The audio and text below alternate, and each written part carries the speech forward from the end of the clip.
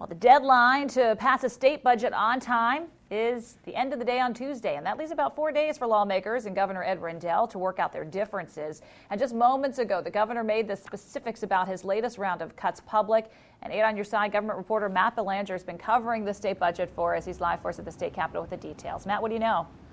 Well, Lori, good afternoon. Literally just minutes ago, Governor Rendell finished outlining the specifics of that $500 million in cuts he announced last week, and it appears education will be the hardest hit. Here's a look at the numbers for you this afternoon. Rendell is proposing cutting $22 million in funding for the Classrooms for the Future program, $52.5 million in funding that would have gone to the Pennsylvania Higher Education Assistance Agency, or FIA, $9 million in job training funding, as well as $7.5 million in funding that was scheduled for public libraries. Again, these are just some of the cuts coming from education, and the cuts do span all state departments, totaling approximately $500 million.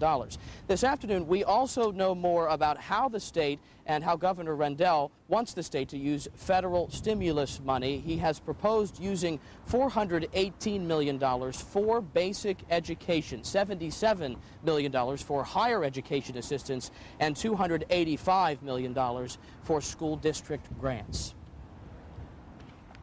Believe me, I wanted to do a budget with no basic broad-based tax increase. I said that each and every month during this fiscal year.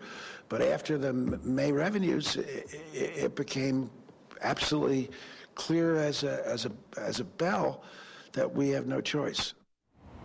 And of course, the governor there is acknowledging the state will likely need to raise the personal income tax or something similar in order to make his budget proposal balance. Now, as far as an update this afternoon on how negotiations go, when asked about his meeting with legislative leaders, Rendell chose to answer it with one word: interesting. The governor, much quieter today than he's been in the past about how the negotiations and the give and take was going along. And so as far as whether that is an indication that negotiations have stalled here at the state capitol, when it comes to settling on the budget, I guess we'll simply have to wait and see. We are live in Harrisburg, Lori. We'll send it back to you. Yeah, too much to read into that word, interesting. Yeah.